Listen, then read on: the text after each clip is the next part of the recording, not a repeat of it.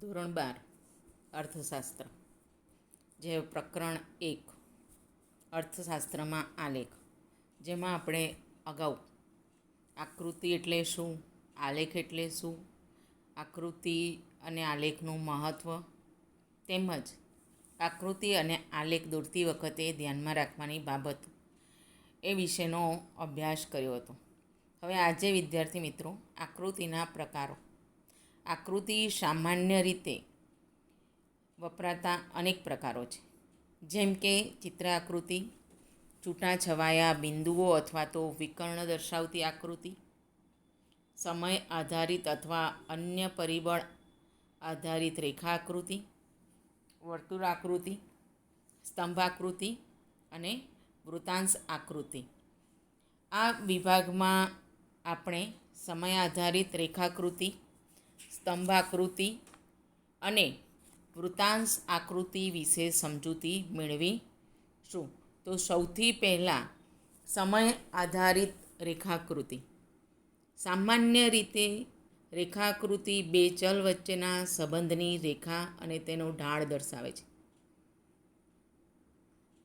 રેખાકૃતિ બે ચલ વચ્ચેના સંબંધની રેખા અને તેનો ઢાળ દર્શાવે છે. દાખલા તરીકે માંગ રેખા, પુરવઠા રેખા વગેરે. આ પ્રકારની આકૃતિમાં સ્વતંત્ર ચલ એક્સ ધરી ઉપર અને પરતંત્ર ચલ વાય ધરી ઉપર દર્શાવાય છે. એટલે આ રેખા આકૃતિમાં સ્વતંત્ર ચલ જે છે એક્સ ધરી ઉપર અને પરતંત્ર ચલ વાય ધરી ઉપર દર્શાવવામાં આવે છે. સમયના સંદર્ભમાં કોઈ એક ચલના સ્વયં સ્પષ્ટ વલણો દર્શાવતી આકૃતિ અર્થશાસ્ત્રમાં વારંવાર વપરાય છે. દાખલા તરીકે વિવિધ વર્ષમાં વસ્તીની સંખ્યા, વિવિધ વર્ષમાં ફુગાવાનો દર, વિવિધ વર્ષમાં સાક્ષરતાનો દર વગેરે દર્શાવવામાં આવે છે. આ પ્રકારની આકૃતિ રેખા આકૃતિ કહી શકાય. ઉદાહરણ જોઈએ તો વસ્તી વૃદ્ધિની ટકાવારી, સમયગાળો અને દાયકા માટે વસ્તી વૃદ્ધિ દર ટકામાં. 1951, 61, 21.64, 1961, 71, 24.80, 1971, 81, 24.66, 1981, 91, 23.87, 1991, 2001, 21.54 અને 2001 થી 2011 17.64. બાજુમાં ચોપડીમાં આકૃતિમાં તમે જુઓ છો સમય આધારિત રેખા આકૃતિ, જેમાં ઓ વાય ધરી ઉપર વસ્તીના 10 વર્ષનો વૃદ્ધિદર ટકામાં 5, 10, 15, 20, 25, 30 અને ઓ એક્સ ધરી ઉપર સમયગાળો 1951, 61, 71, 71, 81, 91, 91, 91, 2001, 2001 થી 2011 ઓ એક્સ ધરી ઉપર સમયગાળો. 1951, 61માં ટકાવારીમાં વસ્તી વૃદ્ધિનો દર કેટલો હતો? તો 21.64. તો 20 અને 25ની વચ્ચે 21.64. ત્યાર પછી 61, 71માં કેટલો હતો? તો કે 24.80. એટલે 20 અને 25ની વચ્ચે, એટલે 25થી સહેજ નીચે 24.80. એ રીતે 71, 81માં 24.66, 81, 91માં 23.87, 91, 2001માં 21.54 અને 2001 થી 2011 17.64. તમે આકૃતિમાં આ વૃદ્ધિદરની જે ટકાવારી છે એની જે વચ્ચે માર્ગ રેખા દોરી છે એ જોઈ શકો છો. અને આ પ્રમાણેની જે આકૃતિ છે એને સમય આધારિત રેખા આકૃતિ કહેવામાં આવે છે. તો તમને આમાં સમજણ પડી ગઈ હશે વિદ્યાર્થી મિત્રો. હવે આગળ સ્તંભ આકૃતિ અને તેના પ્રકારો. સ્તંભ આકૃતિ અને તેના પ્રકારોમાં સ્તંભ આકૃતિ એટલે શું? આવો નાનો પ્રશ્ન પૂછાય તો સ્તંભ આકૃતિ કોઈ એક ચલના મૂલ્યના વિવિધ વિભાગો વચ્ચેની વહેંચણી દર્શાવે છે. દાખલા તરીકે જુદા જુદા સમયે દેશમાં સાક્ષરતાનું પ્રમાણ, અથવા સ્ત્રીઓ અને પુરુષોમાં કોઈ એક સમયે સાક્ષરતાનું પ્રમાણ. આવી આકૃતિ ઊભા કે આડા સ્તંભો દોરીને દર્શાવાય છે. દરેક વિભાગ કે સમય માટે એક જુદો સ્તંભ દોરવામાં આવે છે. તે સ્તંભની ઊંચાઈ, લંબાઈ તે વિભાગ સમય માટે ચલનું મૂલ્ય દર્શાવે છે. સ્તંભોની ઊંચાઈ, લંબાઈ દ્વારા ચલના મૂલ્યની વિવિધ વિભાગો કે સમયગાળા વચ્ચેની જે સરખામણી થઈ શકે છે આને સ્તંભ આકૃતિ કહે છે. એટલે સ્તંભ આકૃતિના પણ સામાન્ય રીતે 3 પ્રકારની જોવા મળે છે. જેમાં સૌથી પહેલાં સાદી સ્તંભ આકૃતિ, પાસેની સ્તંભ આકૃતિ અને વિભાજિત સ્તંભ આકૃતિ. સ્તંભ આકૃતિના કેટલા પ્રકાર છે? તો કે 3 પ્રકાર છે. કયા કયા? તો કે સાદી સ્તંભ આકૃતિ, પાસેની સ્તંભ આકૃતિ, વિભાજિત સ્તંભ આકૃતિ. આવો પ્રશ્ન પૂછાતો હોય છે.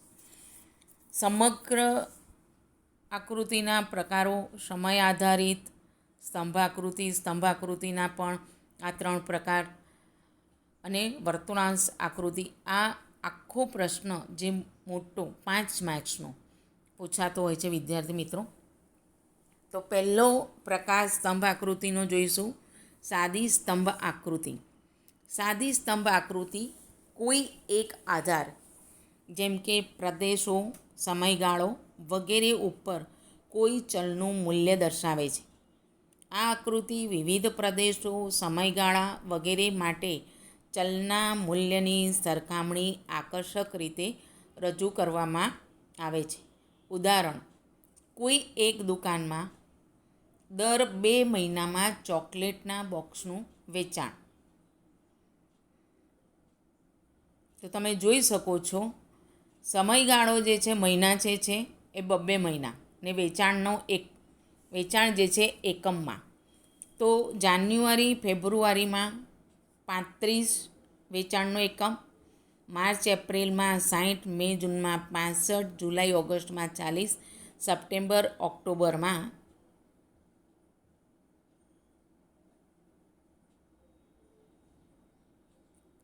50, નવેમ્બર ડિસેમ્બરમાં 30. આ પેજ નંબર 5 ઉપર ઉદાહરણમાં તમે જોઈ શકો છો. હવે એ સાદી સ્તંભ આકૃતિ તમે જુઓ છો OY ધરી ઉપર વેચાણનો એકમ દર્શાવ્યો છે. 10, 20, 30, 40, 50, 60, 70. સૌથી વધુ વેચાણનો એકમ કેટલો છે? તો કે 65. એટલે આપણે 70 સુધી OY ધરી ઉપર વેચાણનો એકમ દોર્યો. મહિનાનો ગાળો જે છે એ 2 મહિનાનો. તો એ જે સમયગાળો છે એ OX ધરી ઉપર January February, March April, May June, July August, September October, November December. તો જાન્યુઆરી ફેબ્રુઆરીમાં વેચાણનો એકમ કેટલો છે? 35. તો 30 અને 40ની વચ્ચે એક ઊભો સાદો સ્તંભ દોર્યો છે, જેને બ્લેક કલરનો શેડ કરી દીધો છે, અને ઉપર 35 વેચાણનો એકમ લખ્યો છે. માર્ચ એપ્રિલમાં 60 વેચાણનો એકમ છે, તો 60 સુધીનો એક ઊભો સ્તંભ દોર્યો છે અને એની ઉપર 60 એકમ લખ્યો છે. એ રીતે મે જૂનમાં 65, એટલે 60 અને 70ની વચ્ચે 65, એનો ઊભો સાદો સ્તંભ દોર્યો છે અને 65 દર્શાવ્યું છે. જુલાઈ ઓગસ્ટમાં પાછું વેચાણનો એકમ 40 છે, તો નીચો આવ્યો છે એટલે 40ના સાદો સ્તંભ દર્શાવ્યો છે. સપ્ટેમ્બર ઓક્ટોબરમાં વેચાણનો એકમ 50 છે, જેનો 50નો ઊભો સ્તંભ દર્શાવ્યો છે, અને નવેમ્બર ડિસેમ્બરમાં વેચાણનો એકમ 30 છે, તો એનો સાદો ઊભો સ્તંભ દર્શાવે છે. તમે જોઈ શકો છો કે ઉગમ બિંદુ ઓથી જાન્યુઆરી ફેબ્રુઆરીનો જે સમયગાળો છે એના માટેનો જે જગ્યા જે આપણે લઈએ છીએ 10 કે 5 કે રીતે, એ એક સરખા માપની છોડવામાં આવી છે. જાન્યુઆરી પછી માર્ચ એપ્રિલમાં પણ આ રીતે જ્યારે સ્તંભ આકૃતિ દોરવામાં આવે ત્યારે એક સરખું માપ લઈ અને દોરવાની હોય છે, એક સરખી જગ્યા વચ્ચે છોડવાની. આ સાદી સ્તંભ આકૃતિ થઈ. તો હવે બીજો પ્રકાર છે પાસ પાસેની સ્તંભ આકૃતિ. આ પ્રકારની આકૃતિમાં કોઈ એક આધાર ઉપર કોઈ એક ચલનું એક કરતાં વધુ વર્ગો માટેનું મૂલ્ય દર્શાવવામાં આવે છે. આથી આધારના દરેક મૂલ્ય ઉપર ચલના વિવિધ વર્ગોના મૂલ્યો દર્શાવતા જુદા જુદા સ્તંભો દોરવામાં આવે છે.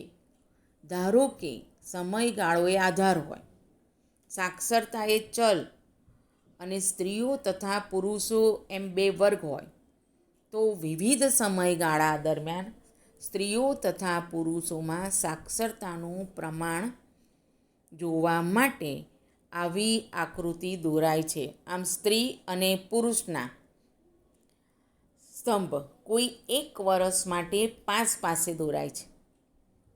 આકૃતિને આકર્ષક બનાવવા માટે એમ કે દરેક વર્ગના જે સ્તંભ છે એ અલગ અલગ રંગ અથવા શેડથી દર્શાવવામાં આવે છે. જેનું ઉદાહરણ જોઈએ પુસ્તક પ્રમાણે, કોઈ એક દુકાનમાં દર 2 મહિનામાં વિવિધ માપના ચોકલેટના બોક્સનું વેચાણ. તો દર 2 મહિના, તો મહિના અને વેચાણનો એકમ, નાના બોક્સનું વેચાણ, મધ્યમ બોક્સનું અને મોટા બોક્સનું.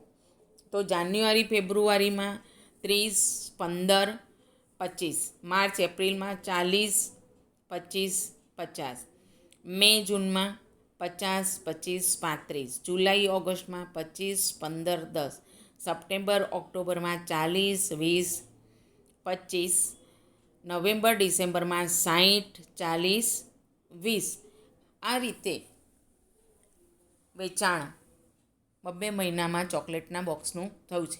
તો એની આકૃતિ તમે પેજ નંબર 6 ઉપર આ પાસ પાસેના સ્તંભની આકૃતિ જોઈ શકો છો કે નાના બોક્સનું વેચાણ, તો એનો બ્લેક શેડ, મધ્યમ બોક્સનું વેચાણ, તો એમાં આડી લાઇનિંગ કરી અને ડિઝાઇન દર્શાવી છે. મોટા બોક્સનું વેચાણ, તો એમાં પણ ત્રાસી આડી લાઇનિંગ એનાથી વિરુદ્ધમાં કરી અને દર્શાવ્યું છે. તો ઓ વાય ધરી ઉપર વેચાણનો એકમ દર્શાવે છે. સૌથી વધુ વેચાણ 60 છે, એટલે વેચાણનો એકમ ઓ વાય ધરી ઉપર 10, 20, 30, 40, 50, 60, 70 અને ઓ એક્સ ધરી ઉપર માસ એટલે મહિના દર્શાવે છે. જાન્યુઆરી ફેબ્રુઆરી, જેમાં નાના બોક્સનું વેચાણ કેટલું, તો કે 30, તો એનો એક ઊભો સ્તંભ દોર્યો છે, એને બ્લેક શેડ કર્યો છે. મધ્યમ બોક્સનું વેચાણ કેટલું છે, તો 15, તો 10 અને 20ની વચ્ચે 15, એ પાસે એ સ્તંભ એને દોર્યો છે, જે 15 ઉપર લખ્યું છે, અને એને આડી ત્રાસી લાઇનિંગથી આકર્ષિત કર્યો છે. મોટા બોક્સનું વેચાણ કેટલું છે જાન્યુઆરી ફેબ્રુઆરીમાં, તો કે 25, તો 20 અને 30ની વચ્ચેનો એક 25નો ઊભો સ્તંભ દોર્યો છે પાસે પાસે, અને એને વિરુદ્ધ દિશામાં આડી લાઇનિંગ કરી અને એને આકર્ષિત કરવામાં આવી છે. આ રીતે પાસ પાસેના સ્તંભ દોરવામાં આવે છે. એ જ પ્રમાણે તમે જુઓ છો માર્ચ એપ્રિલમાં 40, 25, 50નો સ્તંભ દોરેલો છે. દરેકની ઉપર જે એકમ છે એ એકમ લખવાનો હોય છે. મે જૂનની અંદર પણ તમે જુઓ છો 50, 25 અને 35નો પાસ પાસેનો સ્તંભ દોરેલો છે. જુલાઈ ઓગસ્ટમાં પણ 25, 15 અને 10નો પાસ પાસેનો સ્તંભ છે. સપ્ટેમ્બર ઓક્ટોબરમાં 40, 20 અને 25નો, અને નવેમ્બર ડિસેમ્બરમાં નાના બોક્સનું સૌથી વધુ વેચાણ 60, મધ્યમ 40 અને મોટા 20. આ રીતે પાસે સ્તંભ દોરવામાં આવે અને રજૂઆત કરવામાં આવે આકૃતિ દ્વારા, એને પાસેની સ્તંભ આકૃતિ કહે છે અને એ રીતે એને દર્શાવવાનું રહે છે. હવે સ્તંભ આકૃતિનો ત્રીજો પ્રકાર છે વિભાજિત સ્તંભ આકૃતિ. જ્યારે સ્તંભ આકૃતિના દરેક સ્તંભના મૂલ્યને એકથી વધુ પેટા વિભાગમાં વહેંચવામાં આવે ત્યારે વિભાજિત સ્તંભ આકૃતિ બને છે. એટલે કે સ્તંભ આકૃતિ હોય એનો જે સ્તંભ છે એ સ્તંભના મૂલ્યને એકથી વધારે પેટા વિભાગોની અંદર વહેંચવામાં આવે ત્યારે વિભાજિત સ્તંભ આકૃતિ બને છે. આવો નાનો પ્રશ્ન પૂછી શકાય કે વિભાજિત સ્તંભ આકૃતિ એટલે શું? તો સ્તંભ આકૃતિના દરેક સ્તંભના મૂલ્યને એકથી વધુ પેટા વિભાગોમાં વહેંચવામાં આવે ત્યારે વિભાજિત સ્તંભ આકૃતિ બને છે. સ્તંભના જે પેટા વિભાગો છે એને અલગ અલગ રંગો અથવા તો શેડથી આકર્ષિત કરવામાં આવે છે અને દરેક વિભાગમાં જે આંક હોય તે દર્શાવે તે લખવામાં આવે છે. 15 હોય કે 20 હોય કે 25 હોય તો એ જે સ્તંભ દોરવામાં આવે છે એના પેટા વિભાગોમાં એનો એ અંક છે એ આંક દર્શાવવાનો હોય છે, લખવાનો હોય છે. તો ઉદાહરણ જોઈએ તો દર 2 મહિનાના ગાળામાં ગ્રામ્ય અને શહેરી વિસ્તારોમાં ચોકલેટના બોક્સનું વેચાણ. દર 2 મહિનો વેચાણનો એકમ ક્ષેત્ર તો ગ્રામ્ય, શહેરી અને ભારત કુલ. તો જાન્યુઆરી ફેબ્રુઆરીમાં ગ્રામ્યમાં 30, શહેરમાં 40 એટલે ટોટલ 70. માર્ચ એપ્રિલમાં ગ્રામ્યમાં 35, શહેરમાં 80 એટલે કુલ 115. મે જૂનમાં ગ્રામ્યમાં 40, શહેરમાં 70 એટલે કુલ 110. જુલાઈ ઓગસ્ટમાં ગ્રામ્યમાં 20, શહેરીમાં 30 અને કુલ 50. સપ્ટેમ્બર ઓક્ટોબરમાં ગ્રામ્યમાં 35, શહેરમાં 50, કુલ 85. નવેમ્બર ડિસેમ્બરમાં ગ્રામ્યમાં 40, શહેરમાં 80, કુલ 120 બોક્સનું વેચાણ.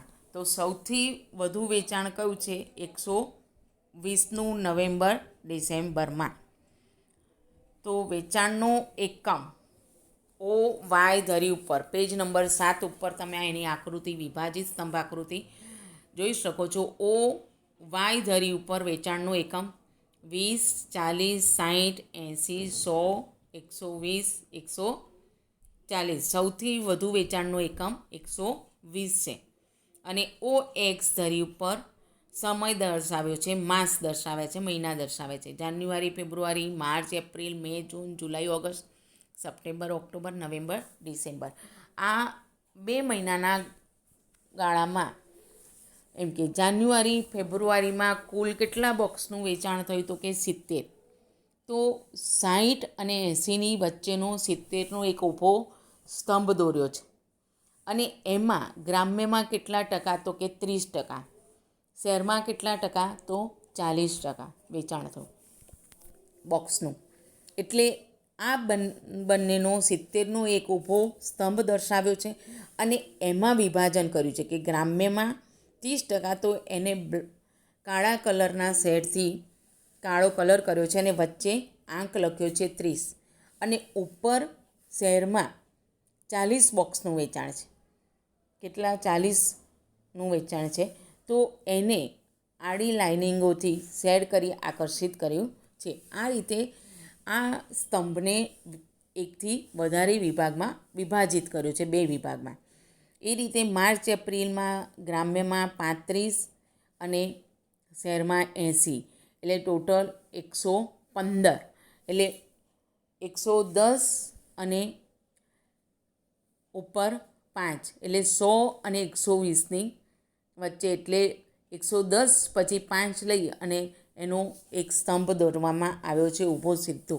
અને એમાં પણ 35 અને 80 એ વેચાણનો એકમ દર્શાવ્યો છે. એ રીતે તમે જુઓ છો મે જૂનમાં 110નો દર્શાવે છે, 100 પછી 110 લઈને ઊભો સ્તંભ. એમાં પણ ગ્રામ્ય અને શહેરીનું વિભાજન દર્શાવ્યું છે.